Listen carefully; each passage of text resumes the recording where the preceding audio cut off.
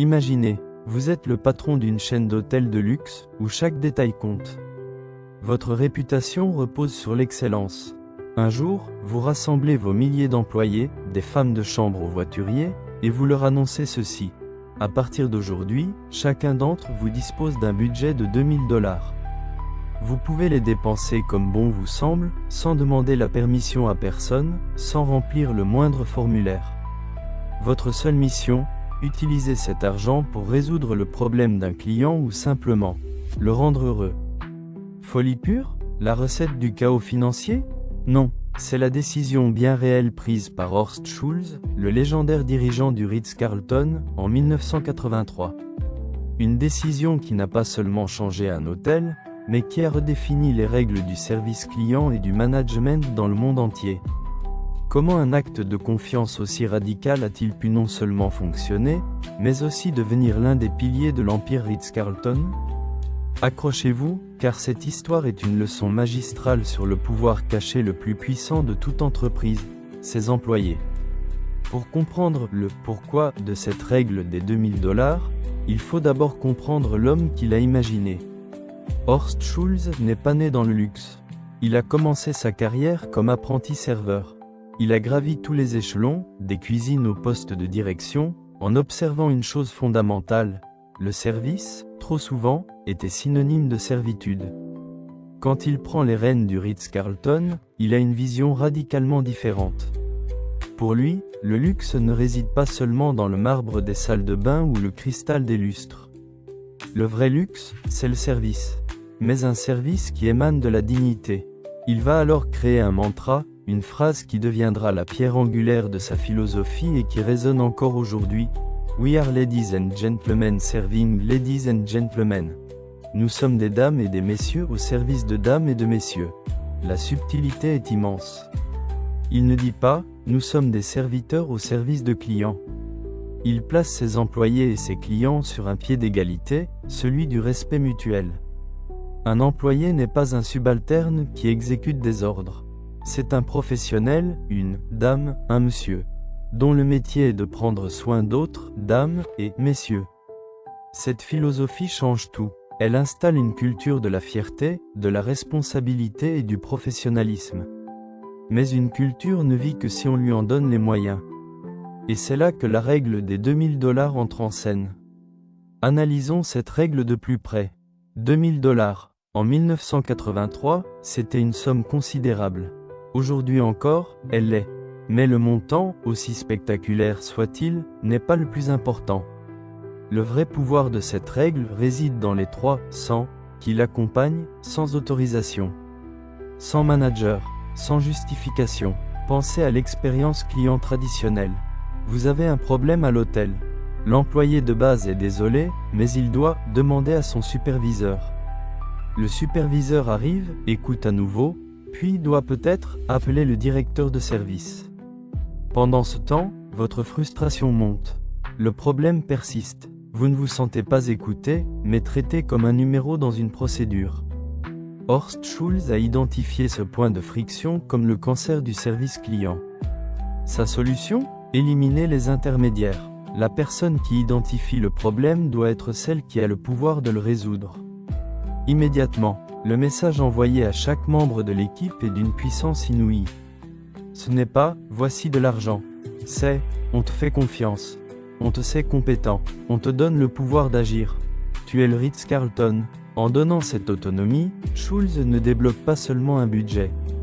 Il débloque l'initiative, la créativité, l'intelligence émotionnelle de ses équipes. Il transforme un job en mission. L'employé n'est plus un simple exécutant, il devient un entrepreneur du service client, dont le capital est la confiance de sa direction. Bien sûr, cela semble risqué. Et si un employé commandait des pizzas pour tous ses amis? La réalité, c'est que cela n'arrivait quasiment jamais. Pourquoi? Parce que la règle des 2000 $ n'était pas une mesure isolée. Elle était le sommet d'une pyramide culturelle basée sur un recrutement rigoureux, une formation intensive sur les valeurs de l'entreprise, et ce fameux mantra « Nous sommes des dames et des messieurs ». Quand on vous traite avec une telle dignité, l'envie de frauder est remplacée par l'envie de se montrer à la hauteur de la confiance accordée. Et les résultats sont tout simplement légendaires. Les histoires qui découlent de cette règle sont devenues le meilleur outil marketing du Ritz-Carlton. Elles sont authentiques, puissantes et se propagent comme une traînée de poudre. En voici deux parmi les plus célèbres. Le voyage de l'ordinateur. Un homme d'affaires séjourne au Ritz-Carlton de Hawaï. Il est là pour la conférence la plus importante de sa carrière. Soudain, la panique. Il réalise qu'il a oublié son ordinateur portable dans sa chambre, à Atlanta. Et dans cet ordinateur, se trouve sa présentation. Essentielle, vitale, désespéré, il appelle l'hôtel d'Atlanta. Une femme de chambre, en nettoyant la chambre qu'il vient de quitter, trouve l'ordinateur. La procédure standard serait simple, appeler un service de livraison express. L'ordinateur arriverait peut-être le lendemain, voire le surlendemain. Trop tard, mais cet employé n'est pas une employée standard. C'est une dame au service d'un monsieur. Elle comprend l'urgence, elle comprend la détresse du client. Elle ne pense pas procédure, elle pense solution. Elle a le pouvoir des $2000. Alors, elle prend une décision extraordinaire.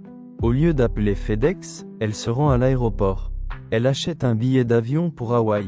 Elle prend l'ordinateur avec elle, comme le bien le plus précieux au monde. Quelques heures plus tard, elle se présente à la réception de l'hôtel de Hawaï. Le client, qui s'attendait au mieux à un email de confirmation d'envoi, voit arriver en personne la femme de chambre de l'hôtel d'Atlanta, son ordinateur à la main. Le même jour, avec le même sourire professionnel. Le coût du billet d'avion ? Largement couvert par les $2000. La valeur de cet acte ? Inestimable. Ce client n'oubliera jamais le Ritz-Carlton. Il en parlera à des dizaines, des centaines de personnes. Cette histoire deviendra une légende. L'addition à $600. Autre lieu, autre histoire. Un serveur du Ritz-Carlton dresse une table non loin de deux dirigeants d'entreprise en plein déjeuner d'affaires. En tendant l'oreille, il ne peut s'empêcher de surprendre leur conversation. Ils sont en train de finaliser les derniers détails de leur grande conférence annuelle, qu'ils prévoient d'organiser dans l'hôtel d'un concurrent. Le serveur a plusieurs options. Il peut les ignorer, il peut rapporter l'information à son manager, qui la rapportera au service commercial, et peut-être que dans quelques jours, quelqu'un les contactera. Mais il est une dame ou un monsieur. Il est proactif. Sans dire un mot au client, il prend une décision audacieuse. Il va voir son manager et utilise son pouvoir discrétionnaire. Lorsque les deux dirigeants demandent l'addition, une note de $600, le maître d'hôtel leur annonce qu'elle a déjà été réglée, avec les compliments du Ritz-Carlton. Les deux hommes sont stupéfaits. Ce geste inattendu et élégant les marque profondément. Quelques semaines plus tard, le service commercial du Ritz-Carlton reçoit un appel. C'est cette même entreprise, impressionnée par ce niveau de service et d'attention, elle a décidé de déplacer toute sa conférence annuelle chez eux. Le retour sur investissement ? L'addition de $600, couverte par le budget discrétionnaire, a rapporté un contrat de plusieurs centaines de milliers de dollars. C'est le pouvoir de l'initiative en action. Ces anecdotes incroyables ne sont pas des miracles isolés. Elles sont le fruit d'un système culturel profondément ancré. La règle des $2000 n'est que la partie émergée de l'iceberg. Chaque employé du Ritz-Carlton porte sur lui une petite carte, la Credo Card.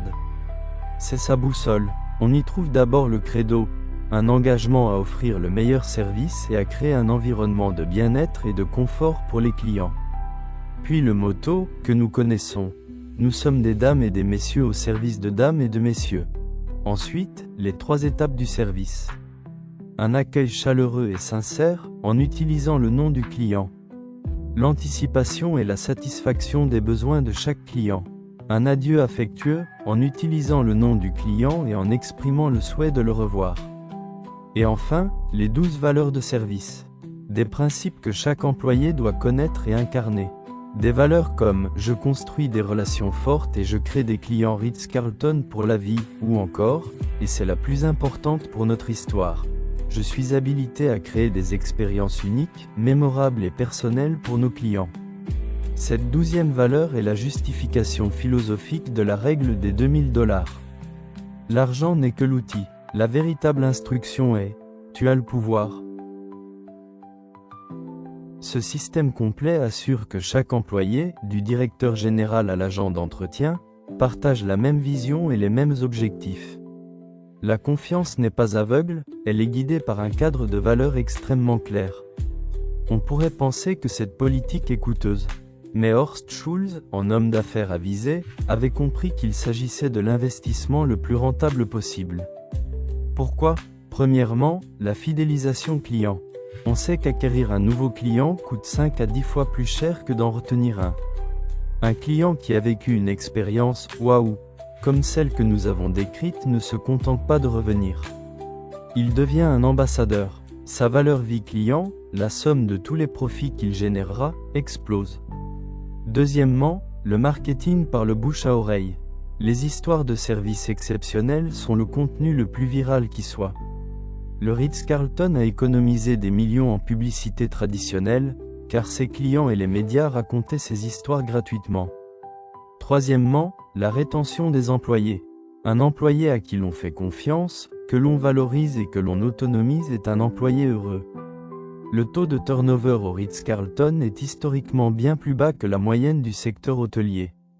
Moins de turnover signifie moins de coûts de recrutement, moins de coûts de formation, et une qualité de service plus constante. En fin de compte, la règle des $2000 n'était pas une dépense. C'était un investissement stratégique avec un retour sur investissement phénoménal, qui se mesurait en millions de dollars de contrats, en fidélité à toute épreuve et en une image de marque devenue synonyme d'excellence absolue. L'histoire du Ritz-Carlton et de sa règle des $2000 est bien plus qu'une simple anecdote sur l'hôtellerie de luxe. C'est une démonstration éclatante d'un principe de management universel. La confiance n'est pas un risque, c'est un multiplicateur de performance. Aujourd'hui, dans un monde où l'on cherche à automatiser, à contrôler, à mesurer chaque action, cette leçon est plus pertinente que jamais. Les entreprises qui réussissent sont celles qui comprennent que leurs employés ne sont pas des ressources à gérer, mais des talents à libérer. Donner de l'autonomie, ce n'est pas perdre le contrôle. C'est le distribuer à ceux qui sont sur le terrain, au plus près des clients. C'est parier sur l'intelligence collective plutôt que sur la seule intelligence de la hiérarchie. Le modèle Ritz-Carlton nous enseigne que pour créer de l'extraordinaire, il faut faire confiance à l'humain. Lui donner un but clair, les outils pour réussir, et surtout, la liberté d'exceller. Alors la question finale vous est adressée. Pensez-vous qu'il faut donner plus de pouvoir et d'autonomie aux salariés ? Dans votre secteur, dans votre entreprise, à quoi ressemblerait une « règle des $2000 » ? Partagez vos idées et vos expériences dans les commentaires.